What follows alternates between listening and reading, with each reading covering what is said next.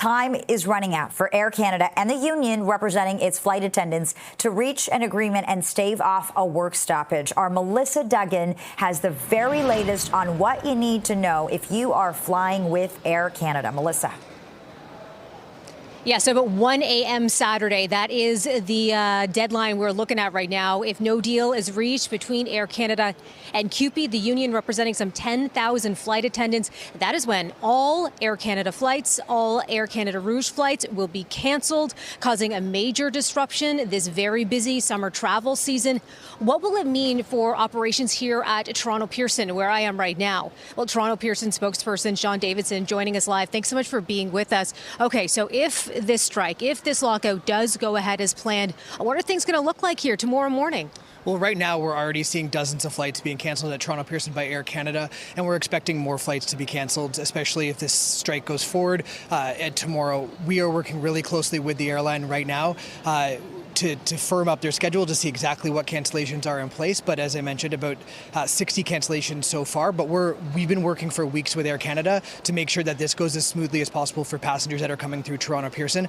We have extra passenger care service members in the terminal right now to help anybody out who needs assistance. We're also working with Air Canada on making sure that they have spots to park their aircraft on the airfield when this strike happens, if this strike happens, because there will be a number of planes on the ground, and we need to make sure that those planes are adequately parked so they don't affect the operations of other airlines as well. Yeah, that's got to be a lot of planning that goes into that. So what could we expect when we look out? Are we going to see a lot of planes kind of lined up here? Is that the idea? So there will be more planes on the ground, obviously, if this strike goes ahead, but the plans in place will make sure that the operations are not affected by other airlines. But these are things that we work for weeks with airlines and all the partners across the airport to make sure that we're prepared for events like this, because we want to make sure that the passengers, whether they're flying or not, have the best experience possible here at the airport. But we are reminding people, if you do not have a confirmed ticket, don't come to the airport, and please check your flight status before coming to the airport. But also keep in mind that other airlines that you're not flying with Air Canada, we're not expecting any impacts to their operations through the weekend. Okay, so that's good info to know. So you're mentioning about 60 flights affected right now at Pearson. We know all of Air Canada seeing about 300 cancellations. Of course, a lot of other airports being affected by this at this time. I wonder if this does go ahead, this labor action, travelers who might be flying with another airline, that they arrive to the airport tomorrow. What's it going to look like here? You know, we are near the Air Canada section over here. Will it be changing? Well, sometimes when we go into these events where flights are canceled, the opposite happens, where we don't actually see too many people here at the airport, because we are reminding people, if they don't have a confirmed ticket, not to come to the airport. But Air Canada ultimately is dealing with tickets and rebooking, so it's really important to speak with them. They were speaking to us earlier saying that their call centers are very busy.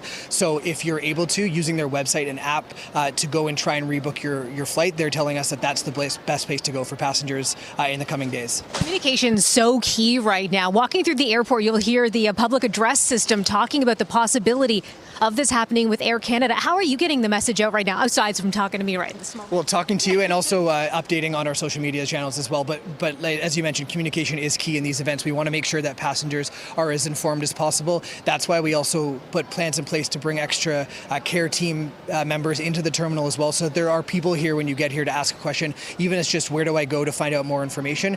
We're making sure that the airport terminals are staffed. The entire airport has extra staff on hand to make sure that we can handle this as best as possible. And of course, just continuing to work with Air Canada and get the most up-to-date information with them so that we can help passengers on our end as best as possible. Okay, am I missing anything else here? Is there anything else you want to make sure that travelers know right now? Well, again, it's just really important not to come to the airport if you don't have a flight, but there are going to be impacts. We're seeing the impacts already. Toronto Pearson is Air Canada's global hub, so there are a lot of flights, Air Canada flights, that come here every single day, but we're going to continue to see impacts, and we want to make sure that passengers know not to come to the airport if they don't have a confirmed ticket. Sean Davidson, Toronto Pearson spokesperson, I appreciate that important information. You know, talking about those travelers too, what are they going through at this moment? We've been talking to some here at Pearson today. Here's some of their experience.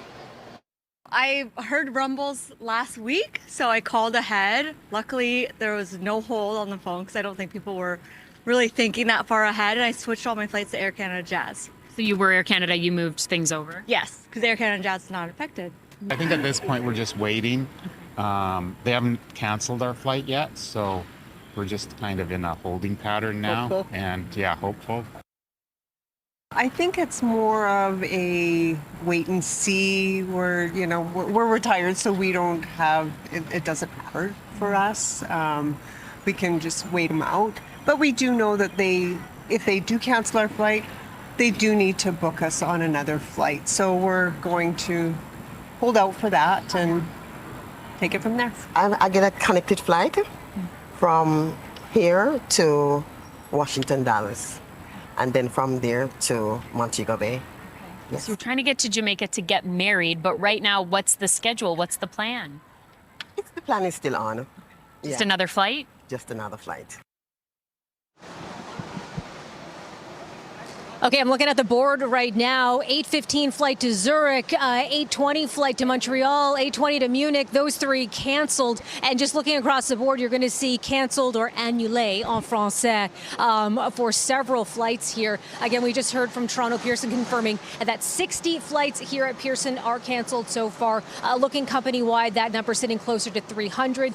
We are expecting that number to climb throughout the rest of the day. And, Lena, if this does go ahead, and we aren't hearing any updates right now from the union, we're not hearing any updates from Air Canada, so it's uncertain where things are. Kind of the latest message that it is a deadlock situation. So if this all does go ahead and those flights are canceled, it's going to be affecting some 130,000 people a day.